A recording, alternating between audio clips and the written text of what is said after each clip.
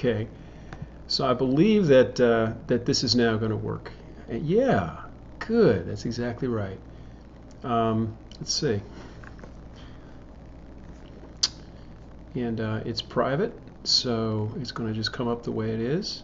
And receiving content. Okay, so we got a little bit of a delay. 1 2 1 2 1 2. I guess I wanted unmuted. And this should be okay. So stream health. What do we got here?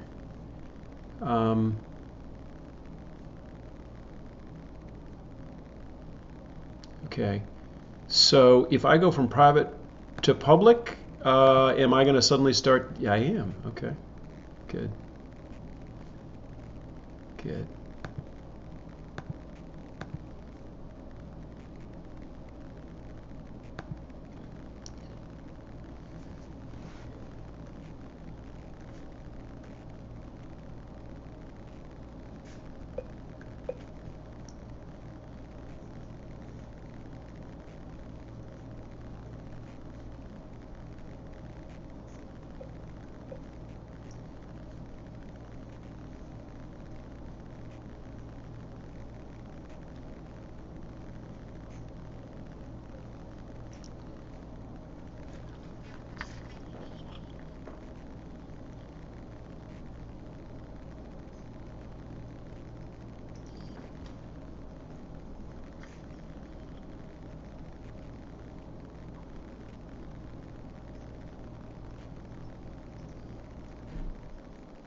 Am I on right now? I guess that's the obvious question. Am I? It's on private. Am I on right now?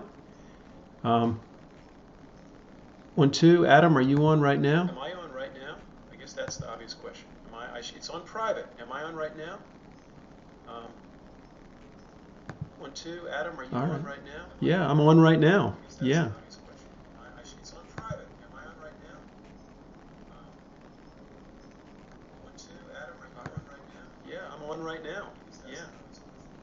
It's on private. Am I on right now? 1 2. Adam.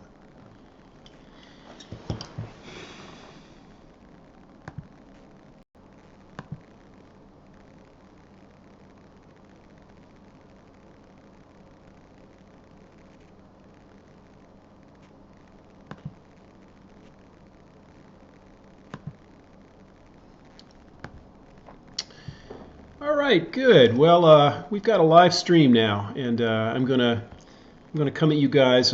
I'll know that I'm live when I actually see that somebody is out there. So if you are out there, let me know, and I will respond to your comments.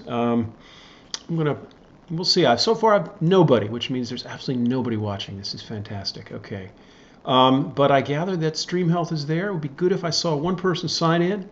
Then I would know that in fact you are watching my Gussow. Oh, well, here we go. All right, good. We are online, and we are online, and I have gone from private to public, and theoretically at some point I will accumulate my first live viewer. Yes, good. So I see number 1. Please sign in, and then I'll know that I actually am on and that this is working. So I think I'll play a little bit, and if at some point I'll take some questions. So sign in if you got a chance to sign in on chat, then I'll know that element of it is working. All right, let's go.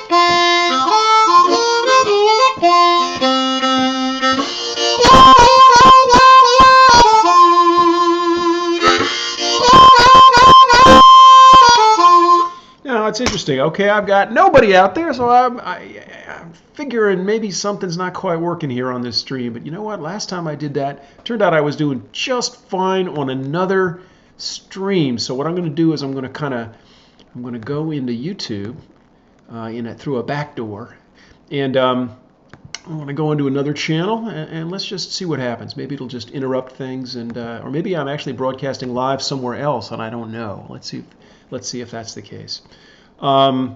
So I'm going back. From my perspective, I've gone back to the Modern Blues Harmonica channel, and I'm going to go in and see what's going on at live feed. So live streaming. The question is, am I streaming there, and is there a whole audience there that's waiting for me? No, it says offline, which is sort of what I thought. Okay, that's sort of what I thought the case was. So let me go back. All right, this stream is offline. I'm going to go back to my other stream. It says I'm there. It says I've got no viewers. Well, that's interesting. Okay, so I'll just leave that like that. It says I have health. So why don't I keep on going? Although I'm not seeing my face move on camera, so there's something weird going on here. There is something weird. I don't know. I really don't know. Okay. Well, yeah. Not working, huh? Not working. It says public. It says public, but I got nobody watching. I think there's something going weird. There's something going on. It's just frozen. So why don't I hit...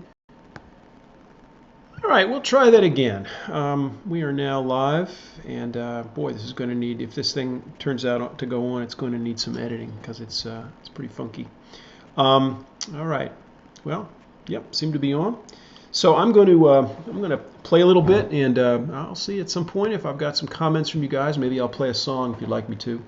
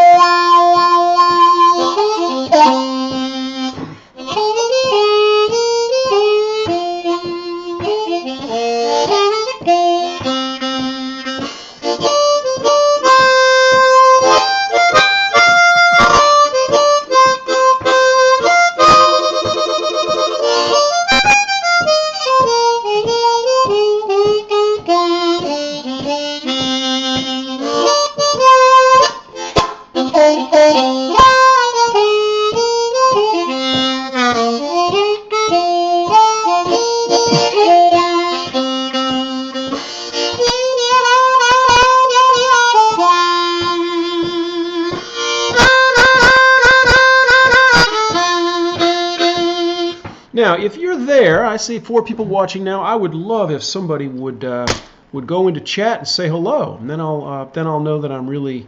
And I hope I've enabled you guys to come in and chat. It looks like maybe I haven't. So I'll tell you what. Here's what you can do. This is how we'll keep in contact early on. Will you go and email me, asgussow@aol.com. That's ASGUSSOW@aol.com. I'll be listening. I will respond in real time. Just tell me if you're able to chat. Since I don't see anybody chatting, I think I probably need to go and set something different on the preferences. All right. So this is a B flat harp, but I've got a few different harps here, and I thought I might just maybe I'll do a little bit of Crossroads. I can do that, right? It's been a while. It takes a lot of chops to do. Unless we want the really slow stuff. What do we want? Do we want slow or fast? Oh, it just went. Wait a minute, what just happened? Okay, now I got 6, so you guys are there. Good. Well, I'm glad. I think my thing is heating up a whole lot here. You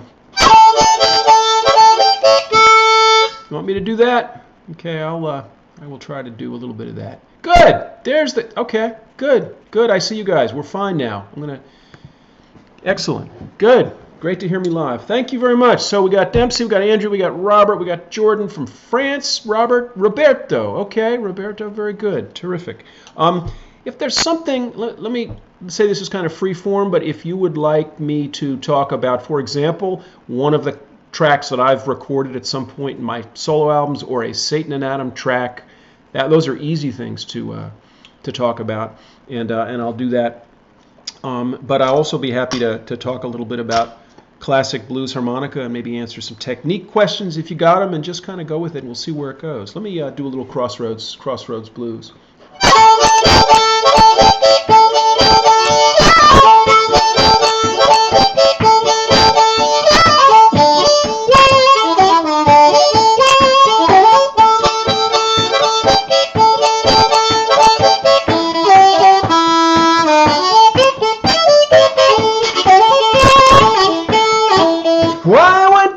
To the crossroads, try to flag a ride. I went down to the crossroads, tried to flag a ride. Well, no one seemed to know me, everybody passed me by.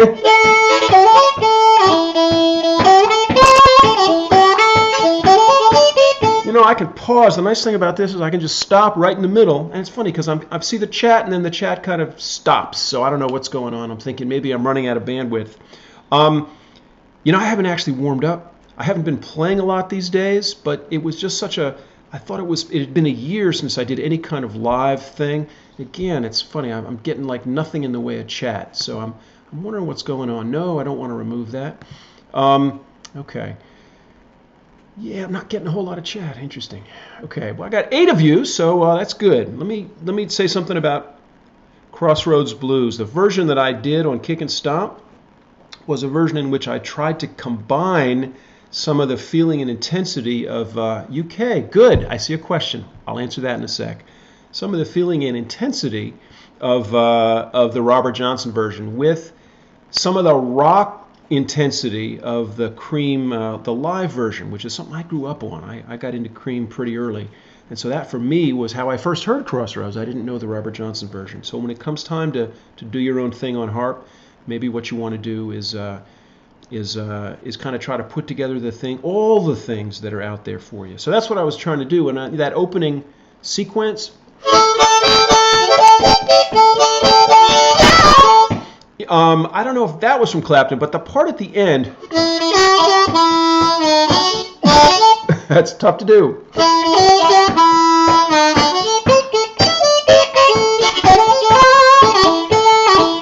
Now, you would not have created, I would not have created something like that if I was just listening to harp players, right? But I'm listening to guitar, and I'm a guitarist too, and I'm saying to myself, how can I take something from the way I would have done it on guitar? I wasn't a very good guy. I was okay guitarist, but I didn't really do that stuff, certainly not exactly like the record. But I had that lick in my head, which is one of Clapton's favorite kind of things, right? And Clapton likes to go, in Cream now, Clapton loved to go,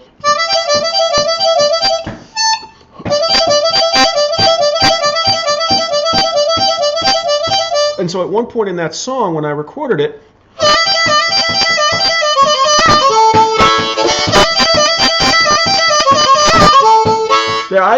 can I show you guys that lick? Would you mind? I hope I can do that.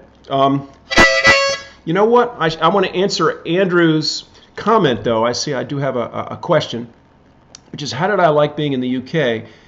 The most terrifying thing I'd ever done was driving on what I would call the wrong side of the road, sitting in the passenger seat with a steering wheel. Now, this is how an American would see the UK driving system. That was the toughest thing I've done in a long time. I rented a car in Edinburgh, and getting out of that underground car park and getting out onto the street in that first 10 minutes in Edinburgh mid-city traffic as a Yankee, used to driving on the right side of the road with left side of the steering wheel. Anyway, it was terrifying. I love the UK. I had a great time. And it was a little cooler than Mississippi was at that time of year. Hello from Columbia. Hey, Jamie. How you doing?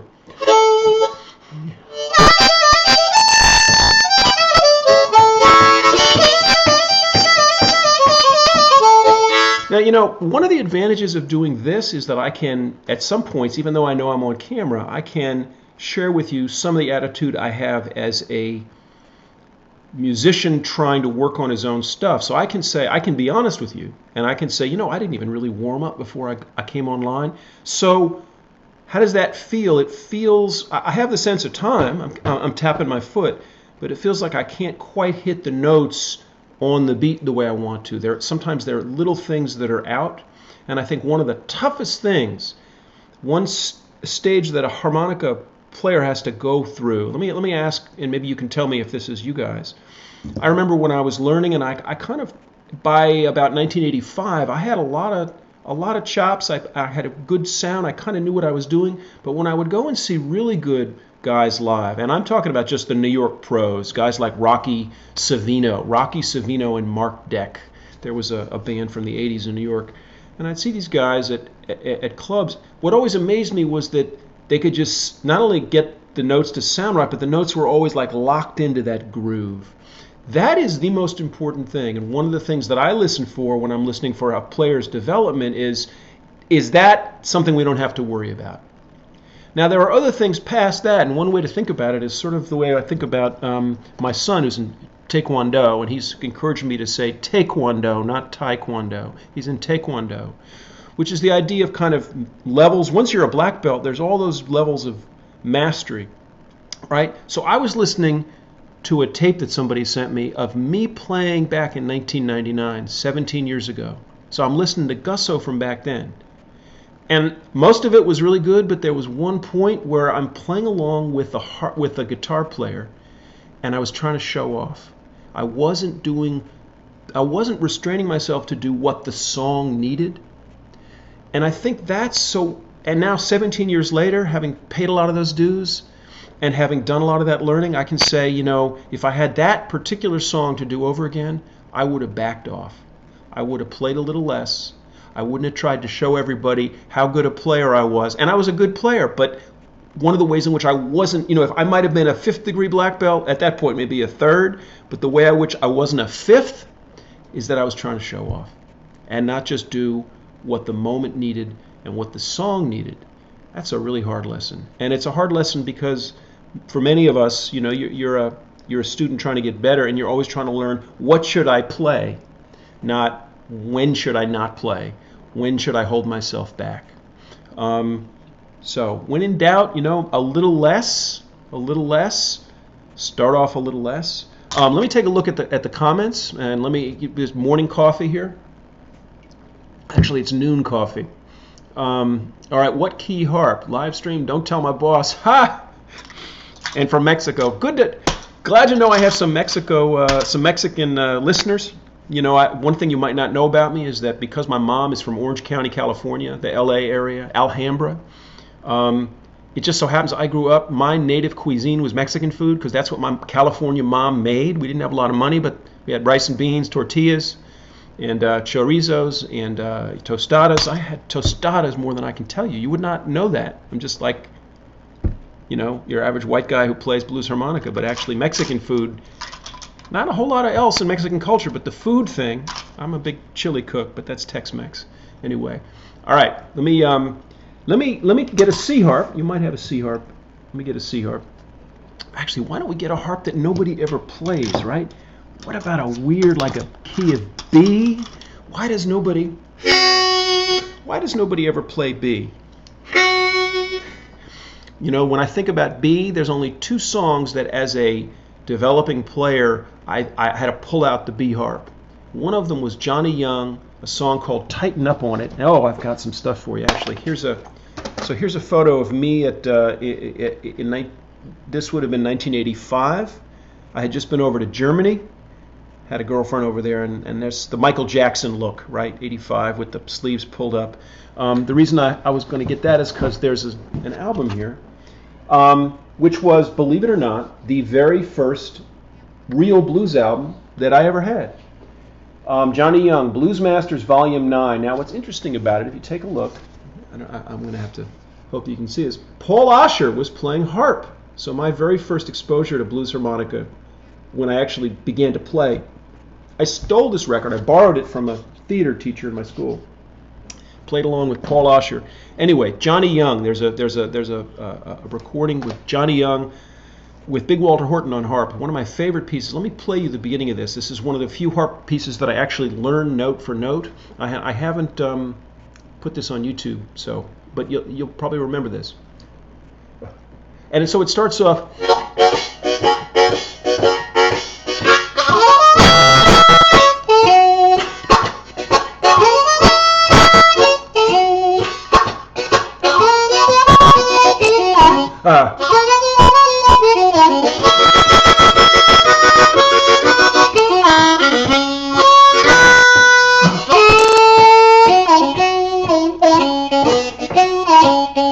And now that's the first. God, what was the rest?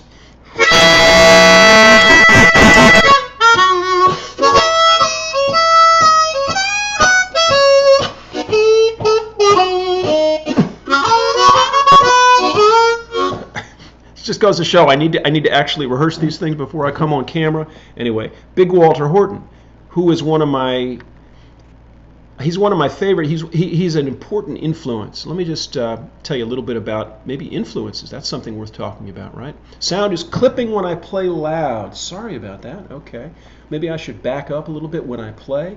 That's a problem, isn't it? Probably need to adjust the output preferences. Let me hold on a sec. Thanks for the clip. Let me well, I'm looking here and on the thing that I'm sending it with, and it doesn't look like it's clipping there, but maybe it's probably something internal to my thing. Anyway, influences. I've talked a lot about this in my YouTube videos. Because there's really kind of two phases to, if there's one sort of dividing line, and that's like the 50% point.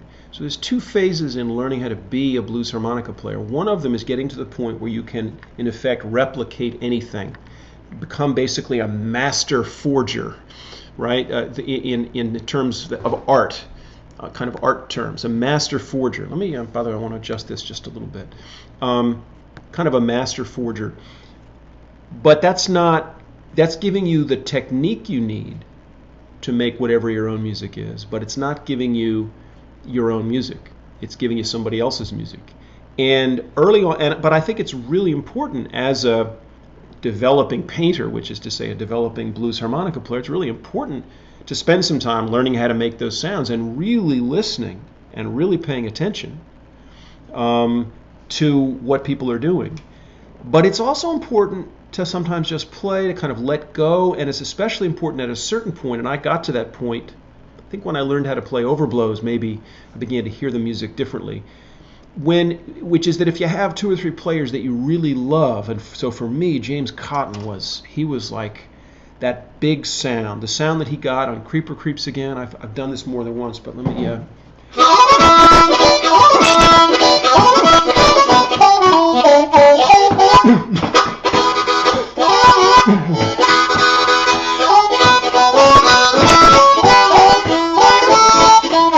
Now, I hope it's not clipping. Is it still clipping?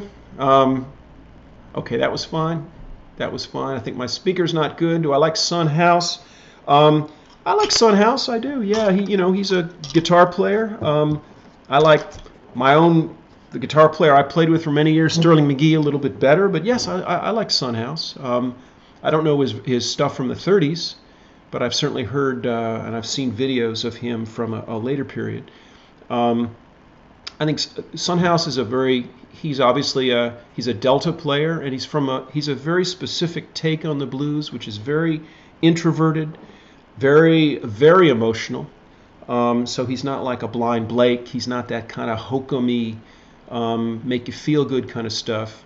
I probably like Lightnin' Hopkins in that style a little more than Son House in some ways. But they both are players with incredible individuality, and I think that's a great thing. I'll tell you what, a little bit of clip, okay? Dempsey, I'm sorry it's doing that. I wonder why. Serbia, Brazil, you know what I'm going to do? Let me take a quick little look. Dutch, good. So you guys are there from all those countries. Son House, a little bit of clip. Okay. Let me see. So I still okay. Tell you what, the next person who I'll take some requests if there's something that I can actually play. If there's a little, so I'm going to pause for a sec, and I'm going to give you guys a chance to kind of join in. Okay. So the last comment I have is from Dempsey saying a little bit of clip and Jerome. So I'm just going to wait, and hopefully for that next chat comment asking me to do something. I think this is. Let me noodle around a little bit while I'm waiting. Little Walter, my babe. Okay. So one of the things to understand about Little Walter, that's a good one to do. And by the way, you can find me doing My Babe with a Dutch band. I'm going to do My Babe. I see Big Walter's Boogie. I did when I was over there in 2008. I played in Amsterdam and did a version with a little. It was the closest I've come to sort of doing that Little Walter style in a live performance video on YouTube. But you can track it down because the ensemble had that sound. So.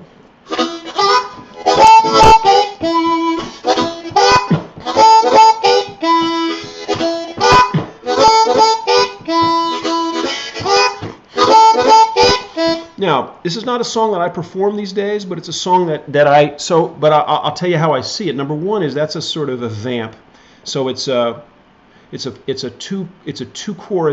two bar vamp that's repeated 4 times. So if I'm going to pull something off here. If you're thinking about that song, the way I do that, I lip purse that 2 draw. This is an A harp. Then I lip purse the 3 and 4 with a little bit of a scoop. Starting on the 3, a little with a bend and releasing into the 4. So now I'm going to tongue block and hit mostly the 4 blow, not the 1/4. When I draw, get a little bit of the 1. And back to lip pursing. So that's the way I do it. Now, a guy like Dennis Gruenling probably tongue blocks the whole thing.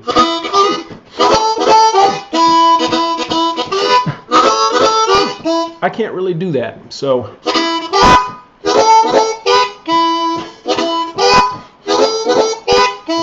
now, the song itself is a 16-bar blues. And I actually have a lesson on modern blues harmonica somewhere, which is basically on 16. No, it's on 8-bar blues. Excuse me.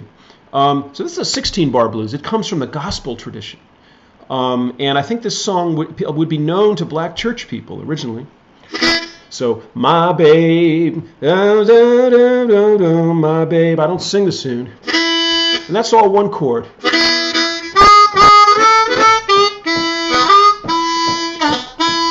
So you're still on the 1.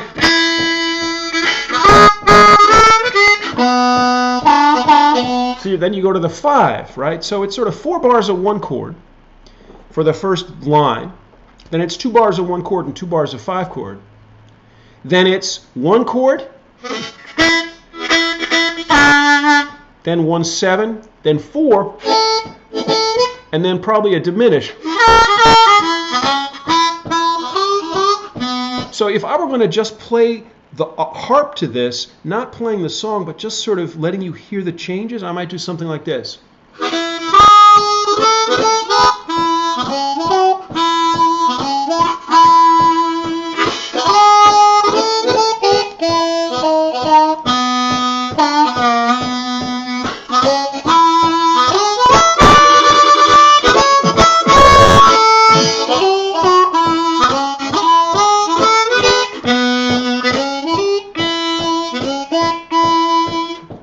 So that's it. That's the 16 bars. Isn't that cool?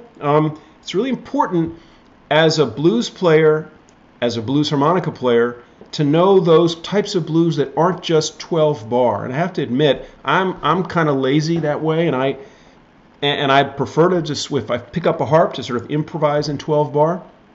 I was watching a tape of myself again from 1999 playing with Ernie Williams, who was the late Ernie Williams, a great player from Albany, New York. And he said, I want to do one of my original tunes. He pulled out an original tune. It was not a 12 bar. It was not a 16 bar. And Charlie Hilbert and I were both looking at each other. Once we went through the first chorus, this is very common, by the way. If you want to be a professional harmonica player, you're going to have gigs where you probably don't rehearse. You just kind of go and play. They say, come on, I want you to just do the gig with me. It'll be 3 sets.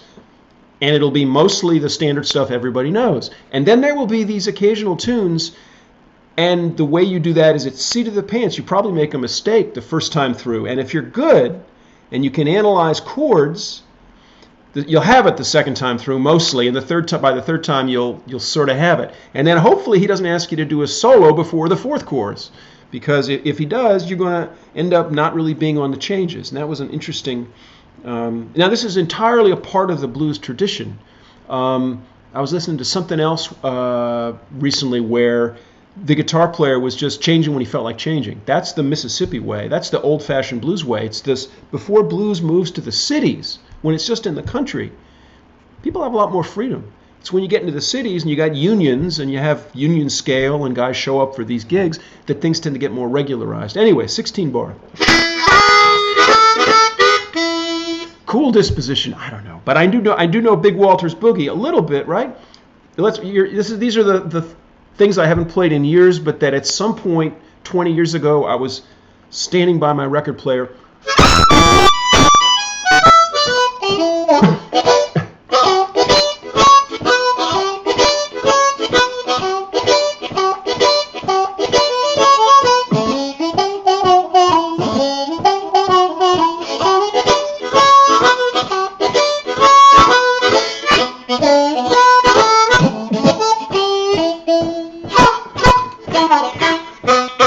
I don't know if I got that. That's a passable. That was Rock My Boogie, wasn't it? Well, sort of the same thing. Anyway, the gimmick with a skeleton in the Halloween video. Thank you very much. Thank you very much. It's amazing how much harp those skeletons can play. Here's something I'll do. I see somebody's asked for Sonny Boy Williamson. I hadn't heard the really good Sonny Boy stuff for the first 10 years that I was playing, which is to say all I had was that Yardbirds, and I'm going to have to go pretty soon, by the way, that Yardbirds and Sonny Boy thing, which was the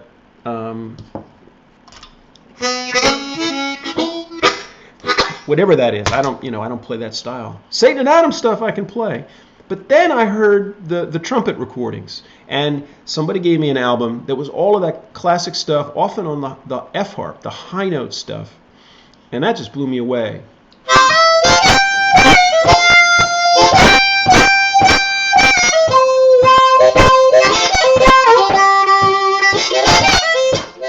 So I that kind of sharp, and I'm sure I'm sort of stimulating the microphone right there.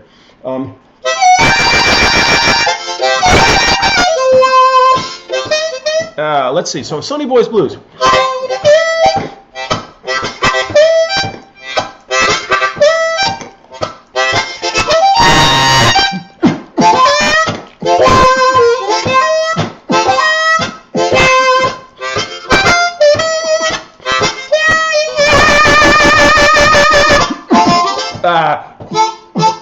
See, it's been so long.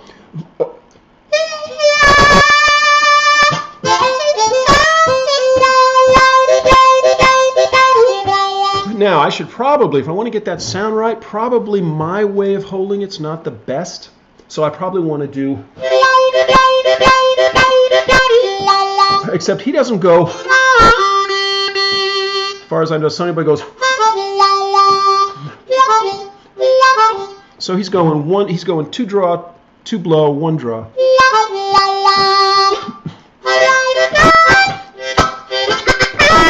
Now so off my tongue block.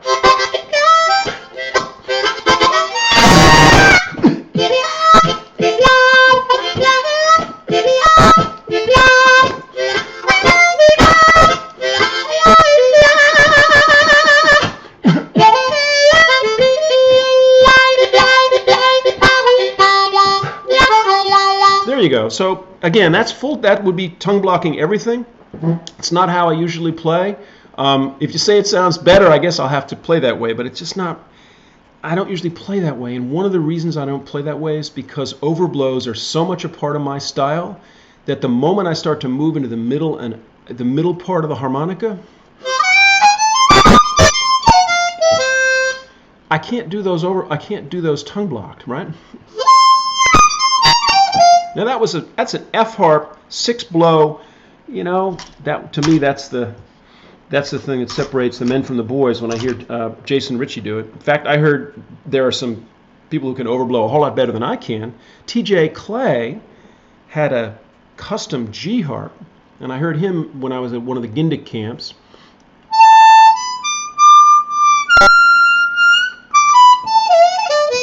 And he could do, I mean, like, I said, what did you just do on that 6th blow on a high G? And I can't really bend overblows. He was bending an overblow. Look, guys, I'm looking at my clock and I'm realizing I've been going for a while, just sort of gabbing. So thank you very much. We will do this again. And I'm going to ask you a favor. Actually, it just occurs to me, favor, which is in the comments section. I don't know if the comments will continue, but actually at some point the video will sort of upload to the channel. I've been doing this new series on this channel, which is basically answering basic questions about the harp, and phrased as questions.